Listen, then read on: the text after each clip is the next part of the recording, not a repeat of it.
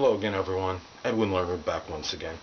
In this YouTube astrological segment, I'm going to be dissertating and talking about having an empty fifth house in the natal chart. Now, the one misconception or strong one or misperception about having an empty fifth house in the natal chart I want to clarify firstly is that having an empty fifth house doesn't mean someone's not going to have any children. In fact, even having a plethora of planets in the fifth house doesn't give a guarantee or assurance of having them. Now, having an empty fifth house, well, we know the fifth house governs children, romance, speculation, gambling, things of creative nature, our hobbies, our creative endeavors, things that are of fun and amusement to the person. So, really, what this really means is when you don't have any planets in there, it could indicate that you may not be accentuating or emphasizing that particular sector or area of that part of your life very strongly. But it doesn't mean you don't have activities associated with them.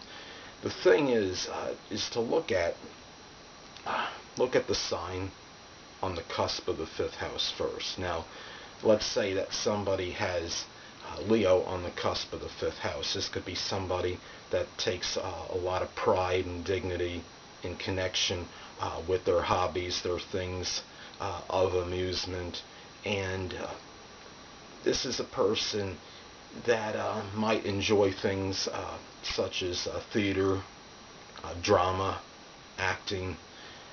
Now, if we take somebody that has, let's say they have Aquarius on the cusp of the fifth house, this could indicate somebody that has enjoyment, perhaps in connection with friends, computers, electronics, innovations, any new gadgets and gizmos, things of that nature, perhaps even humanitarian things.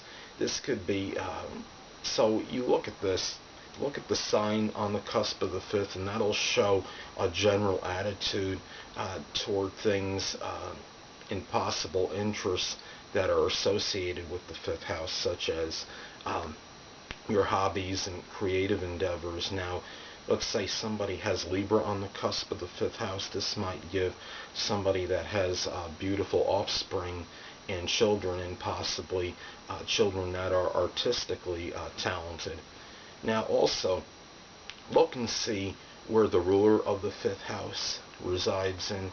Now, somebody has, let's say, they have the ruler of the fifth house in the eighth house. This could be somebody that takes enjoyment, amusement, things that are associated with astrology, occult, supernatural, things that are mysterious. There might be perhaps being the eighth house, things that are, I guess you could say, deep subjects, anything mysterious.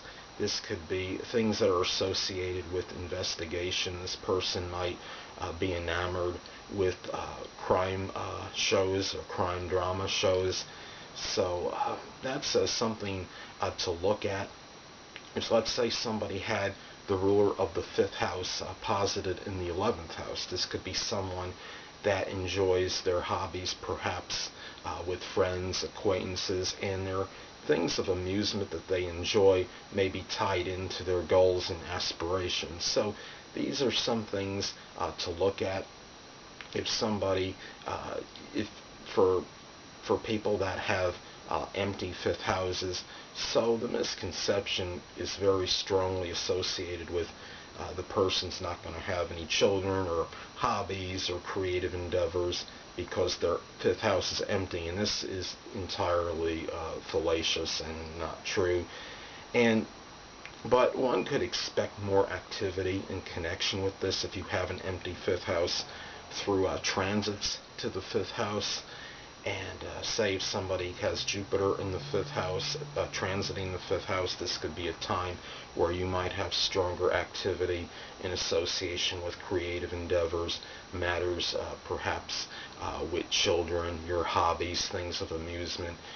If the thing though is If somebody has a Saturn transiting the 5th, that could be another story. This could indicate perhaps some restrictions or limitations connected with matters perhaps with children, with their hobbies, with their creative interests.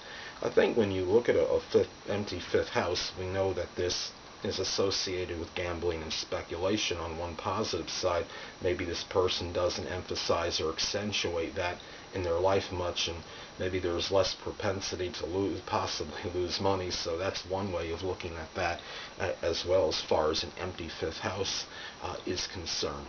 Well, anyway, people, that'll conclude this YouTube astrological segment for having an empty 5th house in the natal chart. And stay tuned next time, where I'll be dissertating and talking about having an empty 6th house in a natal chart.